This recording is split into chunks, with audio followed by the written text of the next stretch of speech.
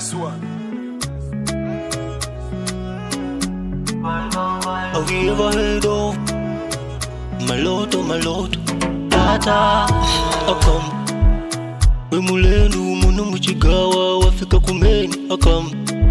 Wafikia kwa kayani niwe yosi kunundi tumuziwa akam Diwiyani yini ndini plata Diwi nyagana pamwenga nyalonga Ndisimika na wiwe mutonga Tondi penja undi mukiva uchanda so imadanga Ini wakumana nani ndini mwana wakoko chalo Ndo pazada bwana kaswaya Nakukola iwe Siku nyanja Kupala lilipunda sanja Kwenda tikola ni manja Otiwona ziti ndibanja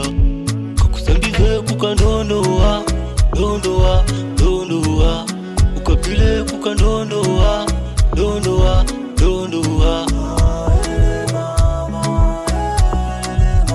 Nini mwana mtonga chikumbuline Kapila kapuka kanyanja ine Banandi bandigoneke kosi vamwali kukumba kundikopa Kweni nghalu kweni soka zuzi mba wakandala zanga kugondo Kwe chisuchi Wana iwi wa mwana Wandiko wandipweteka Ini mafa Finjelu vosi kundimali Weni nghalu muchanda iwe Ati Tikafiki kudokula katipieli Tikalawe kusangu Yenda umamba Zinowa zaki za viboko Zimba ndipweteke mgeliwa Siku nyanja Kupala lilipunda sanja Kwenda tikola ni manja Otiwona ziti ndibanja Kakusambize kukandondoa Dondoa Ukapile kukandondoa Dondoa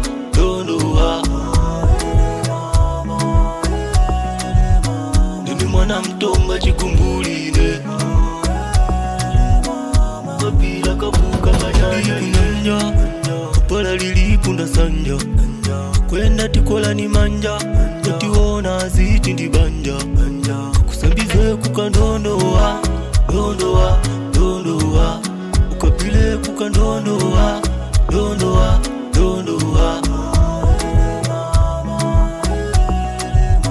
Nini mwana mtonga chikumbuline Kapila kapuka kanyanja ine What's out in one? Okay? Action!